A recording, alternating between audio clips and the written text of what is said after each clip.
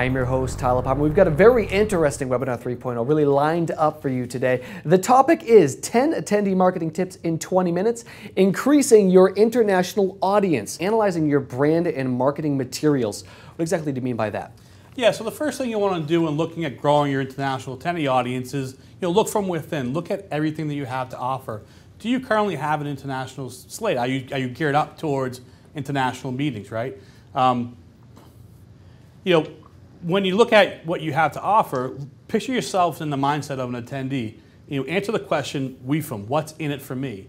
Give yourselves a reason to jump on a plane, right? Travel overseas for X amount of hours, go through all the work pre-show of getting a visa and clearing customs and, and spending all that time commitment to be out of your work environment for a long period of time. Once you can do that and answer those questions, what's in it for me, then you can start building your brand and start promoting your event. We all know that it's a lot of work, again, trying to get a visa to get into the United States. Then once you get here, going through immigration, going through customs, it really is a big pain in the butt. And you need to have a good reason, to come here and to attend a trade show. One of the things that's interesting, Stephanie, going back through this and going through this entire thing when we were putting it all together, one of the things that you happened to point out was internationalizing your website. Kind of talk to that point a little bit more now. Well, if your company and your show has an international section and they only call it, and the only thing on it is a visa letter, it's not an international section.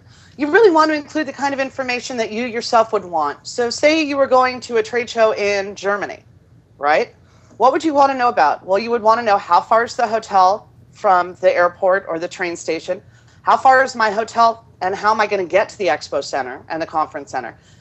What kind of things are there to do? What are the hours that people eat? For example, in Mexico City, you don't go to dinner till 10 o'clock and lunch is at 4 in the afternoon. A little different than here in the United States. So what you want to do is you want to include that kind of information that's going to make it really easy for people. The other thing you want to do is if you have any kind of international literature, go ahead and include that on your website so people can read it in their own languages. It doesn't mean go out and produce it necessarily unless you're going to be using it for multiple reasons, but if you have it, put it up there. The more robust you can have, the more robust your site, the more welcoming it is, and the more of an impression that you make that you really are an international show. The last thing that you want to do is you want to include shopping.